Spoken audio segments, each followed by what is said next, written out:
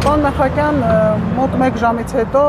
ընտրատեղամասերը կփակվեն, այս ժամի դրությամբ ինչ իրավիճակ է, ինչպես է գնահատում ընթացքը։ Մենք տեսնում ենք, որ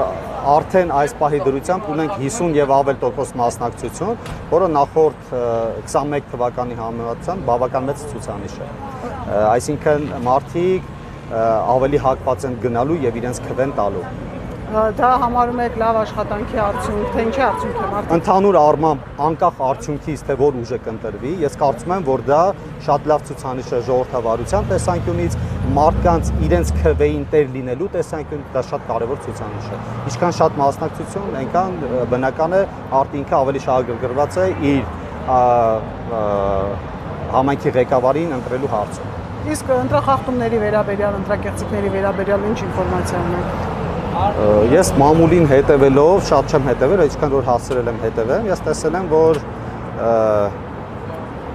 որևէ լուրջ բան չեմ տեսել, որովհետև եթե կա ընտրակեղծարարություն, խախտումներ եւ այլն, կա ոստիկանություն, կա համապատասխան մարմիններ եւ պետք է լինի ահազանգ եւ ոչ թե պետք է լինի ինչ որ անհասկանալի մի քանի վայրկյանանոց վիդեոներ, որում չես հասկանում, որի գրված կոնտեքստը ու վիդեո ընդհանրապես իրար հետ համատեղելի չէ։ Եվ առհասարակ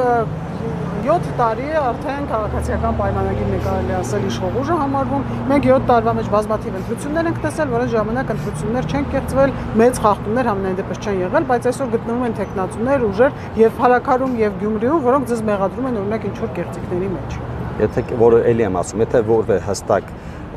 կեղծարարության մասին կա տեղեկատվություն, պետք է ահազանգեն համապատասխան մարմինների։ Մնացած բոլոր գործողություններն ու հայտարարությունները դրանք ընդհանրապես մերկապարանոց գործողություններ են։ Չմոռանաք հավանել տեսանյութը եւ բաժանորդագրվել Civic AM-ի YouTube-յան էջին։